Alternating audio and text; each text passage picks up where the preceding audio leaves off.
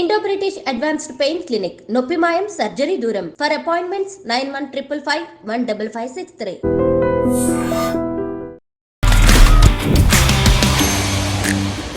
Hi guys, welcome to I dream. నేను మీ చాణక్య. అల్లు అర్జున్ మీద పడిన కేసు కానీ అండ్ ఆ తర్వాత రేవంత్ రెడ్డి గారు అసెంబ్లీలో చేస్తున్న వ్యాఖ్యలు కానీ, సో ఇదంతా చూస్తూ ఉంటే రోజుకొక ట్విస్ట్ అండ్ టర్న్స్, సినిమాకు మించిన ట్విస్ట్ అండ్ టర్న్స్ అనేది కూడా ఈ యొక్క ఉదాంతంలో మనం చూస్తున్నాము.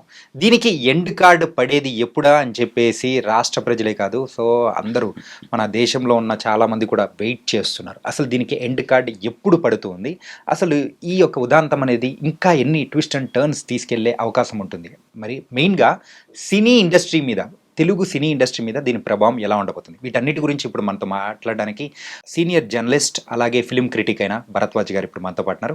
మరి సార్ని అడిగి తెలుసుకుందాం. సార్ నమస్తే. సార్ నమస్తే అండి. సార్ ఏంటి సార్, సినిమాల్లో లేనన్ని ట్విస్ట్ అండ్ టర్న్స్ మరి ఈ ఉదాంతంలో మనం చూస్తూనే ఉన్నాము.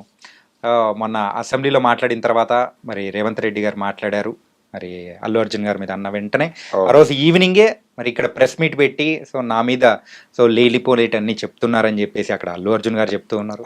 దాని తర్వాత ఇంటి మీద దాడి అండ్ ఏంటో ఇది ఏం జరుగుతుందో ఏం అర్థం కావట్లేదు. దీనికంటూ ఎండ్ కార్డు పడే అవకాశాలు ఉన్నాయంటారా లేవంటారా?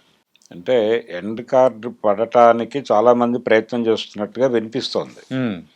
అంటే చిరంజీవి గారు నేరుగా కల్పించుకుని ఆయన ఢిల్లీ వెళ్తున్నారు అని ఒక వార్త ఇప్పుడు చక్కర్లు కొడుతోంది బయట. అధికారిక సమాచారం కాదు కానీ ఢిల్లీ వెళ్తున్నారు ఆయన. ఢిల్లీలో అంటే ఆయన కాంగ్రెస్ పార్టీతో ఆయన యూపీఏ గవర్నమెంట్లో మినిస్టర్గా చేశాడు. సో ఆయనకుండే కాంట్రాక్ట్స్ ఆయనకున్నాయి. సో అట్నుంచి ఓ ప్రెజర్ తీసుకొచ్చి పరిస్థితిని సాధారణ స్థితికి తీసుకురావాలి అనేటువంటి ఒక ప్రయత్నం జరుగుతోంది అనే మాట వినిపిస్తోంది బయట. ఓకే. దీంతో పాటు పవన్ కళ్యాణ్ గారు మొన్న ఆంధ్రాలో కూడా మంచి లొకేషన్స్ ఉన్నాయి అని ఆయన మాట్లాడాడు వేరే సందర్భంలో. దాన్ని లింక్ చేస్తూ రేవంత్ రెడ్డి గారు సినిమా పరిశ్రమతో కొంచెం ఘర్షణాత్మక వైఖరితో వ్యవహరిస్తున్నాడు, సున్నం పెట్టుకునే పద్ధతిలో ఉన్నాడు ఆయన. అందుకని ఇండస్ట్రీ అటు షిఫ్ట్ అయిపోతుంది ఏపీకి అని కొంతమంది స్పెక్యులేటివ్ స్టోరీస్ మార్కెట్లోకి వండి వారుస్తున్నారు. ఇలా దీని చుట్టూ అంటే ఇన్సిడెంట్గా చూస్తే ఎవరిది తప్పు అనేది ఒక్కసారి గతంలోకి వెళ్ళి, అంటే ఇన్సిడెంట్కి మొదటి నుంచి కనుక చూస్తే నిజంగానే ఆ సినిమా పట్ల లేకపోతే అల్లు అర్జున్ పట్ల ప్రభుత్వానికి వ్యతిరేకత ఉందా, లేకపోతే ఏదైనా వివక్ష చూపిస్తున్నారా అనే యాంగిల్లో చూస్తే పుష్పకి చాలా అవకాశాలు కల్పించింది ప్రభుత్వం. వీళ్ళు ప్రీమియర్స్ వేసుకుంటాం 9:30 నుంచి అంటే వాళ్ళు యాక్సెప్ట్ చేశారు. అలాగే రేట్లు ఈ లెవెల్లో పెంచుకుంటాము అన్న వాళ్ళు యాక్సెప్ట్ చేశారు. ఏది 1200, ఆయన 3000 రూపాయలకి టికెట్లు కొన్నారు అని చెప్పారు కానీ అసెంబ్లీలో రేవంత్ రెడ్డి గారు. కొన్ని చోట్ల జరిగి ఉండొచ్చు, కొన్ని చోట్ల 3000 వరకు నడిచిన మాట కూడా వాస్తవమే, కానీ 1200 మ్యాక్సిమం వెళ్ళింది ఆ రోజు. ఓకే.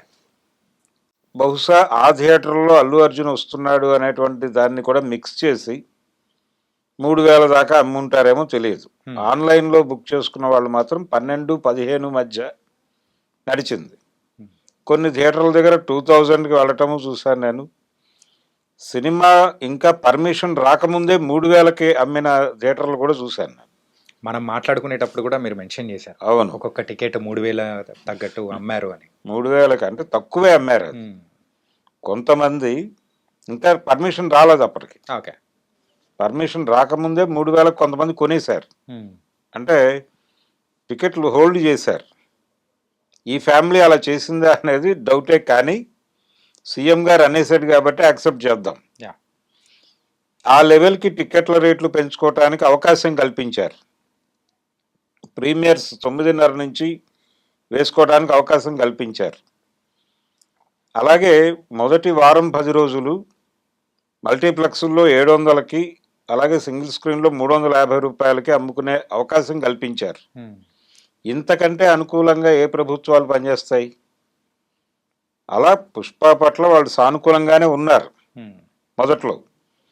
ఈ ఇన్సిడెంట్ జరగటం దగ్గర నుంచి రోజువారీ చూస్తే దీని పరిస్థితి అంటే, ఇన్సిడెంట్ జరిగినప్పుడు స్పందించాల్సిన పద్ధతిలో వీళ్ళు స్పందించలేదు, వ్యవహరించాల్సిన పద్ధతిలో వ్యవహరించలేదు అనేది రకరకాలుగా ఎస్టాబ్లిష్ అయింది. Yeah. అంటే రేవంత్ రెడ్డి గారు అసెంబ్లీలో మాట్లాడుతూ ఒక రోడ్ షో చేసుకుంటూ వెళ్ళాడు ఆయన లోపలికి అన్నాడు ఆయన. నేను రోడ్ షో ఏమీ చేయలేదు అని ఈయన అన్నాడు. అదే రోజు రాత్రి 8 ప్రెస్ కాన్ఫరెన్స్ పెట్టి సివి ఆనంద్ గారు ప్రెస్ కాన్ఫరెన్స్ పెట్టి ఆ వీడియోస్ రివీల్ చేశాడు. ఆ వీడియోస్లో ఒక మెట్రో స్టేషన్ కింద నుంచి ఆయన వస్తున్నట్టుగా మనకి విజువల్ కనిపించింది. అదేంటి చిక్కడపల్లి స్టేషన్, సప్తగిరి థియేటర్ ఎదురుకుండా ఉంటుంది అది. అక్కడి నుంచి ఆయన వస్తున్నాడు. అక్కడి నుంచి టర్న్ అయి సంజయ్ థియేటర్లోకి వచ్చాడు ఆయన. అంటే అప్రాక్సిమేట్లీ ఒక 100 మీటర్స్ నుంచే ఉంటుందేమో. ఉంటుంది. అదంతా రోడ్ షో జరిగినట్టుగా మనకు వీడియో ఉంది. ఓకే. సో చుట్టూ జనాలు ఉన్నారు. ఈ జనం మొత్తం కూడా థియేటర్లోకి పంపయ్యారు. అక్కడున్న చిన్న ప్లేస్ అది. ఆ చిన్న ప్లేస్లో ఆ క్రౌడ్లోకి వీళ్ళు రావటం, నిజానికి అల్లు అర్జున్ వస్తున్నాడు ఓకే, నిజానికి ఇలాంటి సంఘటన జరగకుండా ఉంటే అసలు ఎవరు దీని గురించి మాట్లాడేవాళ్ళు కాదు. పర్మిషన్ ఉందా లేదా అనే గొడవ వచ్చేది కాదు. థియేటర్ వాళ్ళు ఏం చెప్తున్నారు, మేము పర్మిషన్ అడిగాము అంటున్నారు, కానీ పర్మిషన్ రిజెక్ట్ అయిన లెటర్ కూడా వాళ్ళకు వస్తుంది. ఆ లెటర్ వాళ్ళు ప్రదర్శించట్లేదు ఎక్కడ. లేదు అసలు ఈ లెటర్లు లేవు, వీళ్ళు పర్మిషన్ అడిగారు, వాళ్ళు రిజెక్ట్ చేశారు, ఇవన్నీ పక్కన పెట్టినా వీళ్ళు చూస్తున్నారు కదా వీళ్ళ కళ్ళతో. అల్లు అర్జున్ చూస్తున్నాడు, థియేటర్ యాజమాన్యం చూస్తోంది, థియేటర్ స్టాఫ్ చూస్తున్నారు పరిస్థితి. ఒక గేటు బ్లాక్ అయి ఉంది కార్లతో, ఒక గేటు మాత్రమే ఉంది. ఇటు నుంచి ఎంటర్ అయినటువంటి కార్లు ఎటు పోవాలో తెలియని పరిస్థితి. లోపల పార్కింగ్ స్పేస్ లేదు. ఈ పరిస్థితిలో ఉన్నప్పుడు కొంతమంది ఆడియన్స్ను లోపలికి అలౌ చేసేయాలి కదా. లోపలికి తరలించేసి ఉంటే కొంత రష్ తగ్గి ఉండేది. వీళ్ళ వరకు అంటే ఆడియన్స్ని ఎవరిని బయట ఉంచకుండా పంపించేసి ఈ హడావిడి వరకు విడిగా జరిపేసి షూట్ చేసి పంపించినా సరిపోయేది. అది జరగల. అంటే ఎవరు ప్రాపర్గా బిహేవ్ చేయలే, బాధ్యతాయుతంగా లేరు ఎవరు. ఎవరికి వాళ్ళు ఒక సెలబ్రేటివ్ మూడ్లో ఉన్నారు. ఇది నిజానికి ఇక్కడ ఈ రష్, ఈ హడావిడి, ఈ గొడవ ఇదంతా ప్రొజెక్ట్ చేయటం ద్వారా సినిమాకి ఒక హైప్ తీసుకురావాలి అనేది వాళ్ళ ప్రోగ్రామ్. ఒక హైప్, అది మార్కెటింగ్ స్ట్రాటజీలో భాగంగానే డిజైన్ చేశారు. ఆయన కారు బయటకు వచ్చి చేతిలో పడడం ఇదంతా ప్రమోషనల్ యాక్టివిటీలో భాగమే. ఓకే, అలాగే చూడాలి దాన్ని. ఇదంతా కూడా వ్యాపారం కోసం చేసిన పనే. దానిలో అనుకోకుండా జరిగినటువంటి ఇన్సిడెంటే అనుకుందాం. ఆవిడ చనిపోయారు అనే విషయం తెలియగానే తను ఇమ్మీడియట్గా హాస్పిటల్కి వెళ్ళిపోయి ఉంటే, సినిమా వదిలిపెట్టేసి వెళ్ళి అక్కడ పోలీసు వాళ్ళతో కలిసి ఈ జరిగిన దానిలో మా హడావిడి నుంచి కూడా కొంత జరిగి ఉండొచ్చు, మా బౌన్సర్ల నుంచి కావచ్చు, మా అభిమానుల నుంచి కావచ్చు. ఇలా అంటే నా ఇమేజ్ తాలూకా చట్టం వలన కొంత అక్కడ ప్రమాదం సంభవించడానికి ఏ రకంగా నేను కారణమైనా అందుకు సారీ చెప్తున్నాను ఓకే అని ఆ రోజు రాత్రే ఆయన ఒక మాట మాట్లాడేసి ఉంటే ఇక్కడ దాకా వెళ్ళేది కాదు ఇష్యూ. ఓకే అనేసి ఆ పిల్లవాడిని పరామర్శించి, ప్రభుత్వానికి నేను విజ్ఞప్తి చేస్తున్నాను, ఈ కుటుంబానికి అయ్యేటువంటి మెడికల్ ఖర్చులన్నీ మేమే భరిస్తాం, నేను కావచ్చు, మా యూనిట్ కావచ్చు, ప్రొడ్యూసర్లు కావచ్చు, మేం భరిస్తాం, మేం కలెక్టివ్గా తీసుకుంటున్నాం దీన్ని, అలాగే ప్రభుత్వంతో సహకరిస్తాం. అంటే ప్రభుత్వము అనేది ఒకటి ఉంది, పోలీస్ డిపార్ట్మెంట్ అనేది ఒకటి ఉంది అని తాము గుర్తించినట్టుగా ఒక అభిప్రాయం కలిగించాలి కదా వాళ్ళకి. అక్కడ కలిగించలేదు. ఓకే, ఆయన వెళ్ళిపోయాడు సింపుల్గా అక్కడి నుంచి. ఒక కాంట్రవర్సీ ఉంది, ఒక కాంట్రడిక్షన్ ఉంది. అదేంటంటే ఆయన మొదట్లో రిలీజ్ చేసిన వీడియోలోను, ఆ తర్వాత ఆయన సక్సెస్ మీట్లో మాట్లాడుతూ రివీల్ చేసినటువంటి విషయాల్లోనూ అల్లు అర్జున్ గారు చెప్పిన దానికి, మొన్న ప్రెస్ కాన్ఫరెన్స్లో ఆయన మాట్లాడిన దానికి చిన్న వైరుధ్యం ఏముందంటే, ఆయన సినిమా అయిపోయి వెళ్ళిపోయిన తర్వాత చెప్పారు నాకు అన్నాడు Yeah. అక్కడ ఆ వీడియోలో. ఇక్కడేమో థియేటర్లో ఉండగానే చెప్పారని చెప్పాడు. వీళ్ళేమో థియేటర్లో ఉండగానే చెప్పాము, ఆయన మొదట పట్టించుకోలేదు, వెళ్ళిపోమన్నాం, ఆయన వినలేదు, స్టేషన్ హౌస్ ఆఫీసర్ చెప్పాడు వినలేదు, ఏసీపీ వచ్చి చెప్పాడు, ఆ తర్వాత డీసీపీ వచ్చాడు, వీళ్ళందరూ కలిసి చెప్పిన తర్వాత ఆయన అభిమానుల మధ్యలో నుంచి ఆయన పోలీసులు కిందకు తీసుకొచ్చి పంపించే వీడియో ఫుటేజ్ కూడా వాళ్ళు ప్రదర్శించారు నన్ను. Yeah. ఇంత గందరగోళం ఉంది ఆ సంఘటన చుట్టూ. ఒకటి, లీగల్గా తనకు ఏదైనా ప్రాబ్లం వస్తుందేమో అని కొంచెం కాన్షియస్గా ఉన్నారు వాళ్ళు, ఉండటంలో తప్పేం లేదు. ఇన్ ది సేమ్ టైం తమని తాము మానవతావాదులుగా కూడా ప్రొజెక్ట్ చేసుకోవాల్సిన అవసరం ఉంది. అందుకని సింపుల్గా ఆయన జరిగిన సంఘటనలో మా వైపు నుంచి కూడా తప్పులు జరిగి ఉంటే ఆ తప్పులకి బేషరతుగా క్షమాపణ చెప్తున్నాను అని ఒక్క మాట అంటానికి ఎందుకు మాట పడుతున్నాడు ఆయన? అంటే ఇది అడ్మిట్ అయినట్టు ఉంటుంది, కన్ఫెస్ అయినట్టు ఉంటుంది, ఈ కన్ఫెషన్ స్టేట్మెంట్ ఆధారంగా తనకు జీవిత ఖైదు పడిపోతుంది అన్నదాకా ఆయనకు ఎవరన్నా ఆలోచనలు రేపారా? అంటే ఆయన మాట్లాడితే లీగల్ ఎక్స్పర్ట్లు చెప్తున్నారు అనే మాట వాడుతున్నాడు అల్లు అర్జున్. ఎందుకు మీరు వెళ్ళి ఆ ఫ్యామిలీని కలవలేదు అనే ప్రశ్న వచ్చినప్పుడు నేను కలుద్దామనే అనుకున్నాను, కానీ మా లీగల్ ఎక్స్పర్ట్స్ వద్దన్నారు, లేదు మా లీగల్ అడ్వైజర్స్ వద్దన్నారు అని చెప్తున్నాడు ఆయన. అలాగే బన్నీవాస్ గారిని పంపించాను నేను అని చెప్పాడు ఆయన. నిజమే అది. ఎందుకంటే రేవతి గారి భర్త ఆ విషయాన్ని అడ్మిట్ చేశాడు. ఓకే. ఆయన ఒక ఛానల్కి ఇచ్చిన ఇంటర్వ్యూలో బన్నీవాస్ పేరు ఆయన తప్పుగా ప్రొనౌన్స్ చేశాడు, బన్నీ వ్యాస్ అన్నాడు ఆయన. బన్నీ వ్యాస్ అని ఆయన వచ్చి మమ్మల్ని కలిశారండి అని చెప్పాడు ఆయన. సో అల్లు అర్జున్ చెప్పింది వాస్తవమే, కానీ వీళ్ళందరినీ పంపించడం ఎందుకు, మీరే నేరుగా వెళ్ళొచ్చు కదా. అయితే బన్నీవాస్ తనతో అన్నాడట, మీరు ఇక్కడికి వస్తే మళ్ళీ ఇక్కడ రష్ క్రియేట్ అవుతుంది, అది ఇంకొక ఇబ్బందికి దారి తీయవచ్చు అని. మీరు ఎవ్వరికీ చెప్పకుండా రహస్యంగా మీ ఐడెంటిటీని మీరు దాచిపెట్టుకుని వేరే గెటప్లో వెళ్ళుంటే ఎవరు పట్టించుకుంటారు? అక్కడ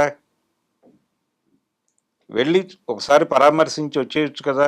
అలాగే ఇమ్మీడియట్గా పోలీస్ ఆఫీసర్లను కలిసి, అలాగే సినిమాటోగ్రఫీ మినిస్టర్ని కలిసి, వీళ్ళందరూ మీ టికెట్లు రేట్లు పెంచుకోవటానికి, షోస్ వేసుకోవటానికి పర్మిషన్ ఇచ్చిన వాళ్ళు కదా. వెళ్ళి మీరు చాలా హెల్ప్ చేశారండి, ఈ ఇన్సిడెంట్ అనుకోకుండా జరిగింది, దీనిలో మా తప్పు కూడా ఉండొచ్చు, మీరు దర్యాప్తు చేయండి, మేము మీతో సహకరిస్తాం, అలాగే ఈ సహాయ చర్యల్లో కూడా మేము కూడా పార్టిసిపేట్ చేస్తాం, మీరు మాకు రూట్ మ్యాప్ ఇవ్వండి, మీ ఆధ్వర్యంలో ఒకసారి సీఎం గారిని కూడా కలుద్దాం అనే మాట అనేస్తుంటే అయిపోయేది కదా ఆ రోజే. ఓకే, క్లోజ్ అయిపోయేది. ఇక్కడ ఒక రకమైనటువంటి గందరగోళం. ఈ గందరగోళం మధ్యలో ప్రతిపక్షాలు ఎంటర్ అయినాయి. అంటే బీఆర్ఎస్ అండ్ బీజేపీ రెండు ఎంటర్ అయినాయి. ఎంటర్ అయ్యి అల్లు అర్జున్ అరెస్ట్ మీద కేటీఆర్ ట్వీట్లు చేయుట, ఈ వ్యవహారాలన్నీ నడిచినాయి. అవన్నీ మాట్లాడాడు ఆయన అసెంబ్లీలో. అంటే ఆ టైంలలో కూడా ఏమన్నారంటే అంటే ప్రీ రిలీజ్ చేసేటప్పుడు సో సీఎం పేరు మర్చిపోవడం వల్లనే ఇది కూడా ఒక కక్ష సాధింపు చర్య అనేది ఉన్నారు. ఇవన్నీ వచ్చేస్తున్నాయి. ఇవన్నీ ఎక్కడి నుంచి వచ్చినాయి? పొలిటికల్ సర్కిల్స్ నుంచి వచ్చిన మాటలు. అది ఆయన హర్ట్ అయితే హర్ట్ అయి ఉండొచ్చు గాక, ఆ ఈవెంట్ లైవ్ లో చూసుంటాడు అనుకుందాం సీఎం గారు, ఇదేంటి నా పేరు మర్చిపోయాడు ఈయన అని హర్ట్ అయితే హర్ట్ అయి ఉండొచ్చు. తప్పేం లేదు, హర్ట్ కాకూడదు అనేమీ లేదు, ఎవరైనా గాయపడచ్చు, ఆయన కూడా గాయపడ్డాడే అని అనుకుందాం, మనిషే కాబట్టి పడటం తప్పేం కాదు. కానీ దాని గురించి ఎక్కువగా మాట్లాడటం, జరిగిన ఇన్సిడెంట్ ఉంది కదా ఇక్కడ, ఇన్సిడెంట్ లేకుండా ఆయన ఏదైనా చేస్తే అప్పుడు మాట్లాడాలి. జరిగిన ఇన్సిడెంట్ మీద మీరు చేసినటువంటి యాక్టివిటీలో ఎక్కడా కూడా ఫెయిర్గా లేదు, గందరగోళమే ఉంది. ఓపెన్గా మాట్లాడాలంటే అల్లు అరవింద్ గారు కూడా గవర్నమెంట్ పర్మిషన్ తీసుకుని వెళ్ళి చూశాను అని చెప్పాడు ఆయన. అక్కర్లేదు, స్ట్రైట్ అవే వెళ్ళి పరామర్శించడానికి ఎందుకు ఇబ్బంది పడాలి? ఇంకొక మాట అన్నాడు అల్లు అర్జున్. ఆయన ఏమన్నాడంటే, గతంలో చిరంజీవి గారి సినిమాలు రిలీజ్ అయిన సందర్భంగా రష్లో చనిపోయినప్పుడు, లేకపోతే పవన్ కళ్యాణ్ గారి సినిమాలు రిలీజ్ అయినప్పుడు రష్లో ఎవరైనా గాయపడిన సందర్భాల్లోనూ నేను కూడా వెళ్ళి వాళ్ళని చూడటానికి ప్రయత్నం చేశాను అన్న మాట ఒకటి దొర్లింది. మరి అంత ఇది ఉన్నవాళ్ళు, అంత కన్సర్న్ ఉన్నవాళ్ళు, మీ సినిమాకి సంబంధించి జరిగిన సంఘటనలో మీరు అలా ఎందుకు వెళ్ళి పరామర్శించడానికి మొహమాట పడ్డారు? ఎందుకు మీరు ఇబ్బంది పడటమే అది. అంటే అక్కడికి వెళ్తే ఏదో జరుగుతుంది అని. ఎందుకు జరుగుతుంది, జరగకుండా ఉండేలాగా మనం ఎలా వెళ్ళాలి అనేది ప్లాన్ చేసుకోవాలి కదా మీరు. వెళ్ళటం అనేది మన బాధ్యత. అది ప్రపంచానికి తెలియకుండా వెళ్ళాలి. ఇప్పుడు జరిగిన ఇన్సిడెంట్లో బయటకు వచ్చినటువంటి ఇంకొక విశేషం ఏమిటంటే, సంధ్యా థియేటర్కి అల్లు అర్జున్ వస్తున్నాడు అనే విషయాన్ని ఆయన అభిమానుల సర్కిల్స్లో, గ్రూప్స్లో ఇన్ఫర్మేషన్ కమ్యూనికేట్ అయింది. సో వీళ్ళందరూ అక్కడికి మొబిలైజ్ అవటానికి ఒక రకంగా ఈయన పిఆర్ టీం కృషి చేసింది. ఇది ఎంత వాంటెడ్గా, డిజైన్డ్గా జరిగినట్టుగా కనిపిస్తోంది. దీన్ని ఎందుకు యాక్సెప్ట్ చేయటం లేదు? అంటే అక్కడ వాస్తవంగా ఉన్న ప్లేస్ ఎంత, మనం చేయవలసిన పని ఏమిటి? మీరు అసలు ఏమీ చేయకుండా సైలెంట్గా థియేటర్లోకి వెళ్ళిపోయి సడన్గా ఒకసారి ఇంటర్వెల్ తర్వాత వెళ్ళి ఆ వేదిక మీద నిలబడి ప్రేక్షకులతో మాట్లాడేసి ఎలా ఉంది సినిమా అనేసి కాసేపు ఒక 10 నిమిషాలు ముచ్చటించి వచ్చేస్తే అయిపోయేది కదా. అది చేయలే. జనరల్గా జరిగే ప్రొసీజర్ అది. ఈ రోడ్ షో కార్యక్రమాలు ఏ హీరోలు చేయరు. రోడ్ షో జరిగిందని వీడియోస్ విడుదల చేసేసిన తర్వాత ఇంకా దాని గురించి ఇష్యూ లేదు. ఆయన చేయలేదని చెప్పాడు, ఈయన చేశాడని చెప్పాడు, వీడియో సాక్ష్యం ఉంది, అక్కడ క్లియర్ కట్గా ఉంది. వాళ్ళు చెప్పిన ప్రతి మాటకి వీడియో ఫుటేజ్ చూపించారు దాదాపుగా. ఒక్క దానికి వీడియో చూపించలేకపోయారు. అదేమిటంటే థియేటర్లో ఆయన కూర్చుని ఉండగా స్టేషన్ హౌస్ ఆఫీసర్ వెళ్ళి కమ్యూనికేట్ చేసింది, ఆయన రిజెక్ట్ చేసింది. ఆ తర్వాత డీసీపీ వెళ్ళి మాట్లాడింది, దీనికి సంబంధించిన వీడియో ఫుటేజ్ లేదు అని చెప్పారు వాళ్ళు. అంటే అది థియేటర్ లోపల జరిగిన వ్యవహారం కాబట్టి. బయట జరిగిన వాటి అన్నిటికీ ఫుటేజ్ ఉంది వాళ్ళ దగ్గర. మొత్తం ఒక ఆర్డర్లో పెట్టి మరీ ప్రదర్శించారు. అలాగే బౌన్సర్లు దురుసుగా ప్రవర్తించి ఉంటే దాని మీద కూడా చర్చ జరిగింది నిన్న. అది కూడా అడ్మిట్ చేసి ఉండాల్సింది ఆయన. నా వైపు నుంచి జరిగిన పొరపాటుగానే అర్థం చేసుకోండి దాన్ని. బౌన్సర్లు దురుసుగా ప్రవర్తించి ఉంటే ఇవన్నీ అడ్మిట్ చేసేసి ఉంటే ఇమ్మీడియట్గా ఆయన హంబుల్గా అయిపోయేది, ఇష్యూ లేదు. ఎందుకు పెంచుకుంటూ పెడుతున్నారు? ఎవరున్నారు దీని వెనకాల? అంటే వీళ్ళ వైపు నుంచే కనిపిస్తోంది. వీళ్ళు ఎప్పుడైతే సాచివేత ధోరణిలో పెడుతున్నారో అవతల వైపు రకరకాలుగా మాట్లాడటం మొదలైపోతుంది. ఇప్పుడు ఈయన కంటెస్ట్ చేస్తున్నాడు గవర్నమెంట్తో ఒక యుద్ధానికి సిద్ధమవుతున్నాడు అల్లు అర్జున్ అన్న టోన్లో ప్రొజెక్ట్ అయ్యే విషయం వెంటనే రేవంత్ రెడ్డికి వ్యతిరేకంగా ఉన్నటువంటి పార్టీలన్నీ ఈయన వెనక మొబిలైజ్ అవుతున్నాయి. రేవంత్ రెడ్డికి వ్యతిరేకంగా మాత్రమే కాదు, కాంగ్రెస్కి వ్యతిరేకంగా బీజేపీ ఈయనకు అనుకూలంగా మాట్లాడటం మొదలుపెట్టింది. బీఆర్ఎస్ అయితే టోటల్గా వెనక నిలబడినట్లుగా కనిపిస్తోంది. ఒక పొలిటికల్ ఐక్య సంఘటన ఏర్పడిపోయింది ఇక్కడ. ఒక సినిమా సంఘటనగా ఉండేదాన్ని సో పొలిటికల్గా టర్న్ అయిపోయింది. ఆయన పాలిటిక్స్ మాట్లాడటం మొదలుపెట్టాడు సీఎం గారు. ఇలా విషయం గందరగోళం అయిపోయింది. ఇంత గందరగోళం కావడానికి అల్లు ఫ్యామిలీ కూడా కొంత కారణమే. నిజానికి ఇలాంటి ఇష్యూస్ అనేకం సాల్వ్ చేసినటువంటి చరిత్ర ఉంది ఆయనకి, అరవింద్ గారికి. ఈ విషయంలో ఎందుకు ఇంత గందరగోళం అయ్యాడు ఆయన అనేది ప్రశ్న. ఓకే, అందుకని ఇది పరిష్కారం అయిపోతుంది. ఇప్పటికీ కూడా ఇప్పుడు బయట స్పెక్యులేట్ అవుతున్నట్టుగా చిరంజీవి గారు ఢిల్లీ వెళ్ళి కాంగ్రెస్ హైకమాండ్ నుంచి ఈయన మీద ఒత్తిడి తీసుకొచ్చి, లేకపోతే అక్కడ కేంద్ర ప్రభుత్వంలో ఉన్నటువంటి పెద్దలతో మాట్లాడి అట్నుంచి ప్రెజర్ తీసుకొచ్చి ఏదో చేయబోతున్నారు ఢిల్లీ నుంచి అనేది కూడా నేను అనుకోవటం స్పెక్యులేషన్గానే భావిస్తున్నాను. ఆయన ఢిల్లీ వెళ్తే, వేరే పని మీద ఏదైనా వెళ్తే వెళ్ళొచ్చేమో. ఇప్పటికైనా సరే చిరంజీవి గారు అలాగే వీళ్ళు కలిసి అలా వెళ్ళి ఒక్కసారి సిపిని, అలాగే రాష్ట్ర పోలీస్ బాస్ని, అలాగే కోమటిరెడ్డి వెంకటరెడ్డి గారిని, రేవంత్ రెడ్డి గారిని కలిసి ఉన్న విషయాలు స్పష్టంగా చెప్పేసి ఇప్పటివరకు జరిగిన కమ్యూనికేషన్ గ్యాప్లకి తెరదించేద్దామండి. ఈ సహాయక చర్యలు ఆ కుటుంబానికి జరగవలసినటువంటి న్యాయానికి సంబంధించి మేము ఏం చేయాలో మీరు చెప్పండి, అది మేము చేసేస్తాం ప్రభుత్వ మార్గదర్శకంలో మేము చేస్తాము అని చెప్పి అని ఒక మాట అనేస్తే క్లోజ్ అయిపోతాం.